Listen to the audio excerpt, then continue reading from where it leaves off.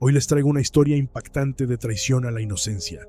Imagina una partera, alguien que debería proteger la vida, convirtiéndose en el cerebro detrás de una de las masacres de bebés más espeluznantes de Japón. ¿Qué puede llevar a alguien a cometer tal horror? Bienvenidos a la historia de Miyuki Ishikawa, la matrona asesina. Bienvenidos a 100 Asesinos, el canal donde nos adentramos en la mente de los criminales más perturbadores de la historia. Hoy, la historia de Miyuki Ishikawa, la matrona del demonio. Miyuki nació en 1897 en una pequeña aldea de Honjo, en Miyazaki, Japón. Desde joven, tuvo la ambición de dejar atrás la pobreza y crear una vida de éxito en la ciudad. Cuando llegó a Tokio en 1914, estaba llena de sueños. Se convirtió en una de las pocas mujeres de su generación que logró graduarse de la prestigiosa Universidad Imperial de Tokio como partera. A partir de entonces, Miyuki comenzó a ganarse un lugar respetable en la sociedad.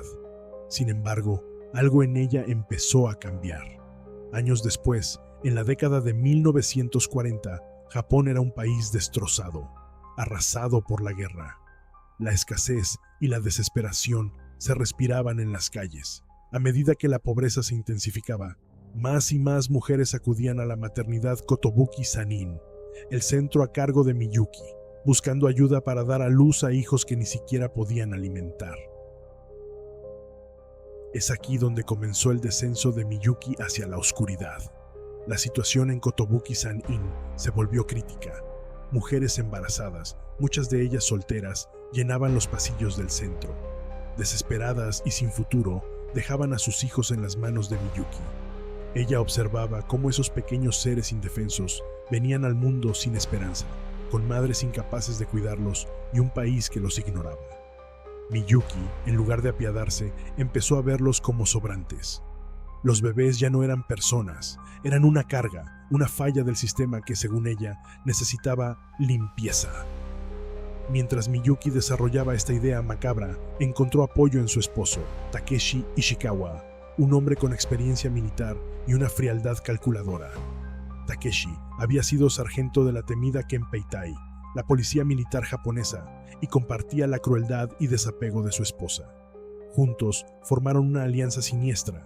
Se convencieron de que estaban liberando a esos niños de una vida de miseria y comenzaron a cobrar fuertes sumas de dinero a los padres, aprovechándose de su desesperación. El doctor Shiro Nakayama, médico de la maternidad, también se involucró, falsificando certificados de defunción que ocultaban la cruel verdad. Cada muerte estaba justificada como un favor a la sociedad, según ellos. Todo estaba calculado. Los padres les pagaban y desaparecían. En algún punto, cualquier rastro de humanidad en Miyuki se extinguió. La maternidad, que alguna vez fue un lugar de esperanza, se convirtió en un sitio de muerte. Bebés recién nacidos, apenas con días de vida, eran dejados en habitaciones oscuras, hambrientos y sin calor. Las enfermeras renunciaban una tras otra, incapaces de soportar el horror que Miyuki había convertido en rutina. Nadie sabía con certeza cuántos bebés murieron en esos muros, pero Miyuki y Takeshi sabían que estaban convirtiendo la maternidad en una especie de matadero. El horror escalaba en silencio. Día tras día, bebés morían en los pasillos de Kotobuki Sanin. Los pocos que sobrevivían solo lo hacían por días o semanas. Miyuki perfeccionó su método. Se aseguraba de que cada bebé pasara sus últimas horas solo, en oscuridad, sin una voz que los consolara ni una caricia. No había compasión, solo crueldad. Cada cuerpo era un expediente que Miyuki y Nakayama se encargaban de ocultar con certificados de defunción falsificados. Las demás parteras, aterrorizadas, comenzaron a renunciar y abandonar el centro, dejando a Miyuki sola en su brutal misión. Lejos de detenerse, Miyuki intensificó su sistema. El dinero comenzaba a fluir, pagado por padres que preferían olvidarse de esos hijos indeseados. Miyuki empezó a operar casi sin ayuda, controlando cada aspecto del proceso. La desaparición de los bebés, los pagos, las falsificaciones. Nadie sospechaba. Para los ojos externos, Kotobuki Sanin seguía siendo una maternidad respetable, Miyuki, con una frialdad inhumana, desestimaba a cada bebé como una estadística. Cada cuerpo era solo un número en su macabra lista. Pero su reinado de horror se derrumbó el 12 de enero de 1948. Dos policías de Waseda entraron a la maternidad y encontraron algo que los congeló: los cuerpos de 5 bebés abandonados y sin vida. Las autopsias revelaron lo impensable: no habían muerto de causas naturales. El terror se apoderó de Tokio al revelarse la verdad. Cuando Miyuki y Takeshi fueron arrestados, había apenas 7 bebés vivos en Kotobuki-Sanin. 2 murieron poco después.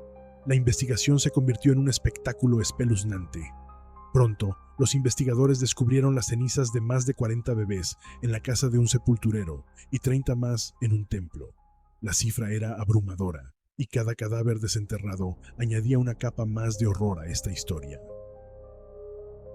A pesar de lo indescriptible de sus actos, Miyuki dejó una marca en la sociedad. Sus crímenes revelaron una verdad oculta: la pobreza extrema que obligaba a muchas mujeres a abandonar a sus hijos y el sistema indiferente que permitía estas muertes. Algunos intelectuales incluso comenzaron a debatir sobre la necesidad de legalizar el aborto para evitar tragedias similares en el futuro. Fue un llamado de atención brutal para el país y llevó a la creación de la Ley de Protección Eugenésica en 1948, que permitía el aborto por razones económicas. Miyuki fue condenada a solo 8 años de prisión y Takeshi a 4. La sentencia fue escandalosamente baja, lo que desató el enojo público. Al salir de prisión, ella no mostró ningún arrepentimiento. Al contrario, en una entrevista en 1969, Miyuki proclamó su inocencia.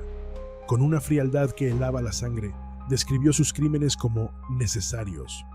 Y, aunque todos esperaban que el peso de sus actos la aplastara, Miyuki siguió viviendo su vida, montando un negocio de bienes raíces y hasta se construyó una gran tumba, convencida de su propia grandeza. Para los japoneses, la historia de Miyuki se convirtió en una advertencia. Su nombre era recordado como el de una mujer que traicionó la inocencia y que nunca pagó del todo por sus crímenes. Años después de su muerte en 1987, los ecos de sus actos aún resuenan. Los registros de Kotobuki-Sanin y los nombres de los bebés que murieron ahí permanecen, sombríos recuerdos de un sistema que falló a sus ciudadanos más vulnerables. Para algunos, los crímenes de Miyuki justificaron el cambio de leyes y sirvieron como una advertencia sobre los horrores que la pobreza y el abandono pueden traer.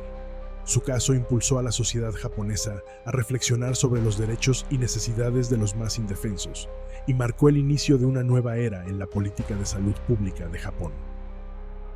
La historia de Miyuki Ishikawa es una de las más oscuras de Japón y nos hace preguntarnos sobre la verdadera naturaleza del mal. Esta mujer, una vez dedicada a la vida, se convirtió en un ángel de la muerte para docenas de bebés. ¿Hasta dónde puede llegar una persona cuando pierde todo rastro de compasión? La matrona asesina nos recuerda que a veces el verdadero horror no está en lo sobrenatural, sino en lo humano. Es probable que Miyuki Ishikawa haya padecido una combinación de varios trastornos psicológicos, entre los cuales destacan el trastorno de personalidad narcisista, el trastorno de personalidad antisocial y la psicopatía. La forma en que deshumanizó a las víctimas, su capacidad para manipular y su indiferencia hacia el sufrimiento ajeno son indicios claros de un trastorno de personalidad profundamente perturbador. Su falta de remordimiento y su visión distorsionada de la solución que ofrecía a la sociedad refuerzan la idea de que Miyuki Ishikawa fue una persona capaz de cometer los crímenes más atroces sin ser afectada emocionalmente. Si bien las experiencias traumáticas de la posguerra japonesa pudieron haber contribuido a su frialdad, las pruebas sugieren que los trastornos de personalidad fueron factores más decisivos en su conducta. Este perfil psicológico revela a una mujer extremadamente calculadora, incapaz de ver la vida humana como un valor en sí mismo, y que usó su rol de partera para llevar a cabo una serie de asesinatos de manera sistemática y meticulosa. Por todo lo recién mencionado, podemos ubicar a Miyuki Ishikawa como una asesina nivel 4.2 en nuestra escala de asesinos, ya que si bien no parecía disfrutar de las muertes cometidas, no mostró remordimiento alguno de sus crímenes, y aunque su modus operandi por lo general consistía en dejar de alimentar y cuidar a los bebés, no tenía piedad al escuchar sus llantos de dolor y agonía, lo que muestra una falta de empatía total con el sufrimiento humano. Esto fue 100 asesinos. Si te ha impactado esta historia y quieres conocer más casos escalofriantes como este, no olvides darle like a este video, suscribirte al canal y activar la campana para no perderte nada. Déjanos tus comentarios. ¿Qué opinas de este caso? ¿Qué otro asesino te gustaría conocer? Nos vemos en el próximo episodio de 100 asesinos.